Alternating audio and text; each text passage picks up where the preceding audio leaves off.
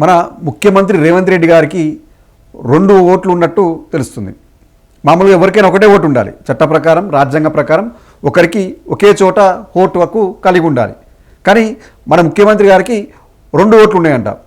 ఎక్కడ ఉన్నాయి ఆ ఓట్లు అంటే, ఒకటి తన సొంత గ్రామమైన కొండారెడ్డిపల్లిలో ఒక ఓటు, తన నియోజకవర్గమైన కొడంగల్లో మరో ఓటు, ఇలా 2 ఓట్లు ఉన్నాయి. ఇలా 2 ఓట్లు ఉంటే ఈ మన చట్టాల ప్రకారం ఆ ఓటు హక్కు కలిగి ఉన్న వ్యక్తికి ఏడాది పాటు జైలు శిక్ష పడుతుందని చెప్పేసి తెలుస్తుంది. అయితే ఈ గతంలో కూడా, అంటే ఈ రేవంత్ రెడ్డి అంశం సంబంధించిన విషయానికి ముందు మనం గతంలో ఇలాంటి కేసు విషయాలకు వెళ్తే, ప్రకాష్ రాజ్, ఎవరైతే సినీ నటుడు ప్రకాష్ రాజ్ ఉన్నాడో ఆయనకు కూడా 2 చోట్ల 3 చోట్ల ఓటు హక్కు కలిగి ఉందని చెప్పేసి ఒక ఫిర్యాదు పైన ఆయన పైన కేసు నమోదైంది, ఎఫ్ఐఆర్ కేసు నమోదైంది. దాదాపు 2019లో ఆయనపై కేసు నమోదైంది. ఇప్పటికీ దానిపైన విచారణ కొనసాగుతుంది. ఈ నేపథ్యంలో ఇప్పుడు రేవంత్ రెడ్డి, మన ముఖ్యమంత్రి రేవంత్ రెడ్డి కూడా 2 ఓట్లు ఉన్నాయని చెప్పేసి వార్తలు వస్తున్నాయి. ఇప్పుడు అక్కడ ప్రకాష్ రాజ్పై ఎలా అయితే కేసు నమోదు చేశారో అదే ప్రకారం ఇటు రేవంత్ రెడ్డిపై కూడా కేసు నమోదు చేయాలనే డిమాండ్ కూడా ఇస్తుంది. ఎందుకంటే చట్టం అందరికీ ఒకేలా ఉండాలి. అది ప్రకాష్ రాజ్ అయినా, రేవంత్ రెడ్డి అయినా, మరింకెవరైనా. సో చట్టానికి ఎవరు అతీతులు కాదు కాబట్టి, చట్టం ప్రకారం 2 ఓట్లు కలిగి ఉండడం నేరం కాబట్టి రేవంత్ రెడ్డిపై కేసు నమోదు చేయాలని చెప్పేసి ప్రధాన ప్రతిపక్ష పార్టీ బీఆర్ఎస్ ఆరోపిస్తుంది. అంతేకాదు, అయితే ఏదైతే 2 ఓట్లు ఉన్నాయో ఈ 2 ఓట్లు ఆషామాషిగా ఏదో ఒక చోట, ఎందుకంటే నిన్న ఇది 2 ఓట్లు ఉన్నాయని చెప్పిన తర్వాత నిన్నటి వరకు ఇటు కొండారెడ్డిపల్లిలో అటు కొడంగల్లో 2 చోట్ల ఓటు హక్కు ఉన్నట్టు చూపించింది. అయితే సడన్గా రాత్రికి రాత్రే కొండారెడ్డిపల్లిలో ఓటు హక్కు తొలగించినట్లు తెలుస్తుంది. ఇటు ఓన్లీ కొడంగల్లో మాత్రమే ప్రస్తుతం ఓటు హక్కు చూపిస్తున్నట్టు తెలుస్తుంది. అయితే నిజంగానే రాత్రికి రాత్రే కొండారెడ్డిపల్లిలో ఉన్న రేవంత్ రెడ్డి గారి ఓటు తొలగిస్తే అది చట్టరీత్యా చాలా నేరం అవుతుంది. చట్టరీత్యా చాలా నేరం. ఎందుకంటే దానికి ఒక ప్రాసెస్ ఉంటుంది. ఒక దగ్గర ఓటుని మరో దగ్గర 2 చోట్ల ఉన్నప్పుడు ఒక దగ్గర క్యాన్సిల్ చేయించుకోవాలి, లేదా ట్రాన్స్ఫర్ చేయించుకున్నప్పుడు అక్కడ ఉన్న ఓటుని క్యాన్సిల్ చేయండి, మేము మన పలానా దగ్గరికి మమ్మల్ని ట్రాన్స్ఫర్ చేయండి, మేము అక్కడే ఓటు హక్కు వినియోగించుకోవాలని చెప్పేసి చట్ట ప్రకారం వెళ్ళాలి. దీనికి ఎలా అంటే, ముందుగా ఒక ఫామ్ 8 ఉంటుంది. ఫామ్ 8లో మనం అప్లికేషన్ పెట్టుకోవాలి. ఇప్పుడు ఫర్ ఎగ్జాంపుల్ కొండారెడ్డిపల్లిలో ఉన్న రేవంత్ రెడ్డి గారు ఓటు కొడంగల్ మార్చుకున్నప్పుడు ఫామ్ 8ని అప్లై చేసి ఉన్న ఇక్కడ ఓటు హక్కును నాకు కొండారెడ్డిపల్లి నుంచి కొడంగల్కి ట్రాన్స్ఫర్ చేయని చెప్పేసి ఒక అప్లికేషన్ పెట్టుకోవాలి. అప్లికేషన్ పెట్టుకుంటే ఆ అప్లికేషన్ పైన ఏదైతే అక్కడ రెవెన్యూ ఉంటుందో ఆ రెవెన్యూ శాఖ వాళ్ళు దాన్ని పరిశీలించి ఫామ్ 7ని తీసుకొస్తారు. ఫామ్ 7 అంటే నోటీస్ ఇస్తారు. ఇగో మీ ఓటు హక్కును అక్కడికి ట్రాన్స్ఫర్ చేయడానికి మీరు మాకు దరఖాస్తు పెట్టారు, మరి ఇగో మీకు నోటీస్ ఇస్తున్నాం, దాన్ని మేము అక్కడికి చేస్తామని చెప్పేసి అక్కడికి రావాలి. ఎవరికి? రేవంత్ రెడ్డి గారికి మళ్ళీ నోటీస్ రావాలి. ఆ నోటీస్ వచ్చిన తర్వాత ఏదైతే అధికారికంగా ఉందో అప్పుడు ఇక్కడ ఉన్న ఓటును అక్కడికి ట్రాన్స్ఫర్ చేసే ఛాన్స్ ఉంటుంది. అప్పుడు కొండారెడ్డిపల్లిలో ఉన్న ఓటుని తొలగించేస్తారు. కానీ ఇదేది ఇక్కడ జరగలేదని తెలుస్తుంది. ఏకంగా రాత్రికి రాత్రే సిస్టమ్ నుంచి డైరెక్ట్ డెలిట్ చేసినట్టుగా ఆరోపణలు వస్తున్నాయి. నిజంగా ఇది చేస్తే చట్టరీత్యా నేరం. అది ఏ అధికారైనా, కింది స్థాయి అధికారి నుంచి మొదలు పెడితే జిల్లా స్థాయి అధికారి వరకు ఆ ఓటు తొలగించే వారిలో ఎవరైతే ఉన్నారో వాళ్ళందరూ కూడా చట్టరీత్యా నేరం అయితే వాళ్ళకు కూడా జైలు శిక్ష పడుతుందని చెప్పేసి తెలుస్తుంది. అయితే ఇలా ఎందుకు చేశారు అంటే, సీఎం రేవంత్ రెడ్డికి 2 ఓట్లు ఉండడం వల్ల ఆయనపై ఎక్కడ కేసు నమోదు అవుతుందో అనే ఒక ఆలోచనతోనే రేవంత్ రెడ్డికి ఈ కేసుతో అంటే ఈ ఓటుతో సంబంధం లేదు, కేవలం 1 ఓటు మాత్రమే ఉందని చూపించే ప్రయత్నంలో భాగంగానే రాత్రికి రాత్రి రేవంత్ రెడ్డి గారి ఓటుని మాయం చేసినట్లు కూడా ఆరోపణలు వినిపిస్తున్నాయి. అయితే ఎందుకు ఈ 2 ఓట్ల వ్యవహారం అంటే, మనం ప్రజెంట్ దీనిపై బీఆర్ఎస్ పార్టీ కొంచెం గట్టిగా వాదిస్తుంది. 2 ఓట్లు ఉన్న నేరం కాబట్టి అతనిపై, ఎవరైతే 2 ఓట్లు కలిగి ఉన్నాడో అతనిపై పోలీసులు కేసు నమోదు చేయాలి. ఈసీ ఆదేశాల మేరకు పోలీసులు కేసు నమోదు చేసి అది 2 ఓట్లు ఎందుకు కలిగి ఉన్నాడో పైన దానిపై విచారణ చేపట్టాలని చెప్పి డిమాండ్ చేస్తుంది. అంతేకాదు, ఇప్పుడు బీఆర్ఎస్ పార్టీ సంబంధించిన కార్యదర్శి ఎవరైతే ఉన్నారో ఆర్ఎస్ ప్రవీణ్ కుమార్ మరో ఆరోపణ కూడా చేసి, ఏకంగా కొడంగల్ నుంచి ఎన్నికైన రేవంత్ రెడ్డి సభ్యత్వాన్ని కూడా రద్దు చేయాలనే డిమాండ్ను కూడా తెర మీద తీసుకొచ్చిండు.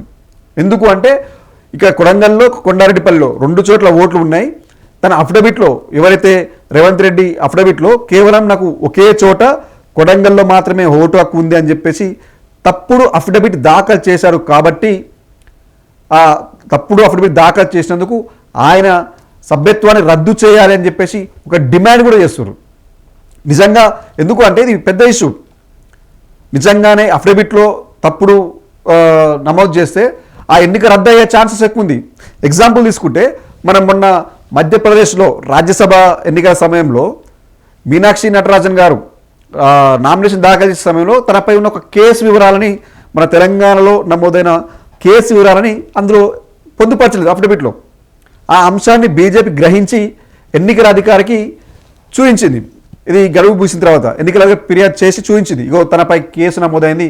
ఈ కేసు విషయాన్ని ఎవరైతే అఫిడవిట్ దాఖలు చేసారో ఆ మీనాక్షి నటరాజన్ గారు దీన్ని చూపించలేదు, తప్పుడు అఫిడవిట్ దాఖలు చేసిరని చెప్పేసి బీజేపీ నిరూపించింది. దీంతో ఏమైంది, ఆమె నామినేషన్ తిరస్కరించి ఏకగ్రీవంగా బీజేపీ అభ్యర్థినే రాజ్యసభ సభ్యుడిగా ఎన్నికయ్యాడు. ఈ విషయం మనకు తెలిసిందే. అంటే అఫిడవిట్ అంత జాగ్రత్తగా ఉండాలి, అలా ప్రతిదీ కూడా ఉండాలి. ఎలాంటి తప్పుడు ఆధారాలు ఇచ్చినా దాన్ని ఎన్నికల సంఘం దాన్ని కొట్టివేస్తుంది. ఈ మేరకే ఇప్పుడు రేవంత్ రెడ్డి కూడా అటు కొడంగల్లో కొండారెడ్డిపల్లిలో 2 ఓట్లు ఉన్నప్పటికీ కేవలం తనకి కొడంగల్లో మాత్రమే ఓటు హక్కు ఉందని చెప్పేసి ఒక తప్పుడు అఫిడవిట్ దాఖలు చేశారు. కాబట్టి దీనిపై మేము న్యాయ పోరాటం చేస్తామని చెప్పేసి కూడా ఆర్ఎస్ ప్రవీణ్ కుమార్ గారు తెలిపారు. దీనిపై మేము కోర్టుకు వెళ్తాం, ఎన్నికల సంఘాన్ని ఆశ్రయించి ఏదైతే కొండారెడ్డిపల్లి ఉందో ఆ కొండారెడ్డిపల్లి నుంచి ఎన్నికను రద్దు చేయాలని చెప్పేసి డిమాండ్ చేస్తామని చెప్పి కూడా చెప్తున్నారు. నిజంగానే ఈ విధంగా వెళ్తే రేపు ఎన్నికల సంఘం కూడా దీన్ని సీరియస్గా అంటే ఎందుకంటే ఎన్నికల సంఘంపై కూడా ఈ మధ్యకాలంలో రాజకీయ ఆరోపణలు వస్తున్నాయి. ఈ ఎన్నికల సంఘం వెనక కూడా కొంతమంది రాజకీయ నాయకుల ప్రమేయం ఉంది, వాళ్ళ ఒత్తిడి మేరకు పనిచేస్తుందని కొన్ని విమర్శలు కూడా వినపడుతున్నాయి. ఈ నేపథ్యంలో నిజంగా ఎలాంటి ఒత్తిడి ఈసీకి లేకుండా ఉంటే దీనిపై ఎంక్వైరీ చేసి ఖచ్చితంగా వేటు వేసే అవకాశం కూడా ఉంది. ఇటు రేవంత్ రెడ్డి ఎన్నికపైనే కాకుండా అటు సెక్షన్ 31 ప్రకారం కూడా ఏడాది జైలు శిక్ష పడే అవకాశం ఉందని కూడా చెప్తున్నారు. ఇటు ఎవరైతే అధికారులు సరే సీఎం రేవంత్ రెడ్డి చెప్తే చేశారా చెప్పకుండా చేశారా వీళ్ళే హడావుడిగా చేసిన విషయం పక్కకు పెడితే ఈ ఎవిడెన్స్ అంటే 2 ఓటు హక్కులు కలిగి ఉన్నాయని చెప్పేసి నిన్నటి వరకు ఉన్న ఎవిడెన్స్ని ఈ అధికారులు మాయం చేశారని చెప్పి కూడా ఆర్ఎస్ ప్రవీణ్ కుమార్ ఆరోపణ చేసిండు. నిజంగా అలా ఒక ఆధారం ఏదైతే ఒక కేసు సంబంధించి బలమైన ఆధారంగా ఉండే ఆ ఓటు హక్కును అతనికి తెలియకుండా చట్ట ప్రకారం ఏదైతే మనం ముందుగా చెప్పుకున్నట్టు ఏదైతే ఫామ్ బిని రేవంత్ రెడ్డి అక్కడ రెవెన్యూ అధికారి సబ్మిట్ చేస్తే దానిపై వీళ్ళ అధికారులు ఆయన వివరణ మరోసారి అడిగి నిజంగానే దాన్ని మీరు ఇక్కడ నుంచి ఓటు హక్కును తీసేసుకోవాలనుకుంటారని చెప్పేసి మళ్ళీ ఆయన నుంచి వివరణ తీసుకొని ఆ తర్వాత ఫామ్ 7 అది రెవెన్యూ నుంచి అటు కొడంగల్ వాళ్ళకి సంబంధించి కొండారెడ్డిపల్లికి సంబంధించి రెవెన్యూ డివిజన్ నుంచి ఫామ్ 7 మళ్ళీ ఈ రేవంత్ రెడ్డి గారికి నోటీస్ రూపంలో వస్తుంది. అప్పుడు ఆయన యాక్సెప్ట్ చేసిన తర్వాత కుటుంబ సభ్యులకు చెప్పిన తర్వాత ఆ తరువాత దీన్ని డిలీట్ చేయాలి. కానీ రాత్రికి రాత్రి డిలీట్ చేయడం అంటే ఎలా సాధ్యమవుతుంది? రేవంత్ రెడ్డి గారు ఎప్పుడు అప్లికేషన్ పెట్టుకున్నారు, ఎప్పుడు దాన్ని పరిశీలించుర్రు, ఎప్పుడు మీరు ఫామ్ 7ని తనకు నోటీస్ రూపంలో ఇచ్చారు, ఆయన నుంచి ఎప్పుడు వివరణ తీసుకున్నారు, ఎప్పుడు దీన్ని డిలీట్ చేశారు, ఇవన్నీ కొంత అనుమానాలు తావేస్తుంది. అంటే ఇదేది తెలియకుండా హడావిడిగానే దీన్ని రాత్రికి రాత్రి ఒక ఎవిడెన్స్ని మాయం చేసే కోణంలోనే దీన్ని బీఆర్ఎస్ పార్టీ చూస్తుంది, అలాగే అనిపిస్తుంది. ఇక మరో విషయానికి వచ్చినప్పుడు ఇది ఈ ఫామ్ 7 ఫామ్ 8 సంబంధించి ఈ వ్యవహారం ఇలా ఉంటే మరోవైపు ఏదైతే అధికారులు ఎవిడెన్స్ మాయం చేసారు రేవంత్ రెడ్డి గారిది చెప్పకుండా చేసేసారు, ఇటు ఈ బీఆర్ఎస్ పార్టీ దీని మీద లీగల్గా ఫైట్ చేస్తామని చెప్తుంది. మరోవైపు అంటే రేవంత్ రెడ్డికి 2 ఓట్లు ఉన్న అంశాన్ని కూడా తెలంగాణ ఫ్యాక్ట్ చెక్ ప్రభుత్వం ఏదైతే నియమించిందో తెలంగాణ ఫ్యాక్ట్ చెక్ కూడా ఒప్పుకున్నట్టు ట్వీట్ చేసింది. అక్కడ ఇక్కడ 2 ఓట్లు ఉన్నట్టు ఒక ట్వీట్ చేసింది. ఆ తర్వాత గంటలోనే దీన్ని డిలీట్ చేసింది. ఇక్కడ కూడా కొంత అనుమానాలు తావిస్తుంది. అంటే ఈ ఫ్యాక్ట్ చెక్ పెట్టడం, ఆ తర్వాత అక్కడ ఓటు హక్కు డిలీట్ చేయడం, అక్కడ డిలీట్ చేసిన తర్వాత మళ్ళీ ఏదైతే తెలంగాణ ఫ్యాక్ట్ చెక్ ఉందో అది ఇక్కడ దీన్ని కూడా పెట్టిన ట్వీట్ కూడా రిమూవ్ చేసింది. అంటే ఇది ఒక ఎవిడెన్స్ని మాయం చేసే కోణంలోనే దీన్ని ఇలా ట్వీట్ పెట్టడం, ఆ తర్వాత అందుకే డిలీట్ చేసి అని చెప్పేసి కూడా ఒక ఆరోపణ ఇస్తుంది. మరి మొత్తానికి చూడాలి బీఆర్ఎస్ పార్టీ కొడంగల్ వ్యవహారంలో అంటే రేవంత్ రెడ్డి వ్యవహారంలో కొడంగల్ సభ్యత్వాన్ని రద్దు చేసేంత వరకు ఓవైపు పోరాటం చేస్తామంటుంది. మరోవైపు ఏదైతే ఎవిడెన్స్ని మాయం చేశారో రాత్రికి రాత్రి చట్టానికి విరుద్ధంగా పనిచేశారో అధికారం నుంచి మొదలు పెడితే ఆ రెండు ఓటు హక్కులు కలిగి ఉన్న రేవంత్ రెడ్డి వరకు అంతా తప్పు చేసిన వాళ్ళే, వీళ్ళందరికీ ఖచ్చితంగా శిక్ష పడుతుంది, వాళ్ళపై కేసు పెట్టాలని చెప్పేసి కూడా బీఆర్ఎస్ పార్టీ డిమాండ్ చేస్తుంది. మరి చూడాలి ఏం జరుగుతుంది. నిజంగానే ఎన్నికల సంఘం దాన్ని సీరియస్గా తీసుకొని 2 చోట్ల ఓటు హక్కు కలిగి ఉన్న రేవంత్ రెడ్డిపై కేసు పెడుతుందా లేదా అని చూడాలి. అటు మరోవైపు ఏదైతే ఎవిడెన్స్ని మాయం చేశారని చెప్పేసి ఆరోపణ చేస్తుందో ఆ విషయంలో ఎన్నికల సంఘం ఎలా దీన్ని రియాక్ట్ అవుతుంది. మరి బీఆర్ఎస్ పార్టీ ఇచ్చే కొడంగల్ సభ్యత్వం రద్దు చేయాలని డిమాండ్ చేస్తుంది కదా, ఏదైతే అఫిడవిట్లో తప్పుడు దాఖలు చేశారని చెప్పేసి దాన్ని ఈసీ ఎలా తీసుకుంటుంది, ఎలాంటి చర్యలు ఇస్తుందని చూడాల్సిన అవసరం ఉంది. నిజంగా దీని వెనుక ఎలాంటి రాజకీయ కోణాలు లేకపోతే మాత్రం ఖచ్చితంగా అటు వేటు పడే అవకాశం ఉంది, ఇటు శిక్ష పడే అవకాశం ఉందని కూడా తెలుస్తుంది. చూద్దాం మరి ఏం జరుగుతుందో.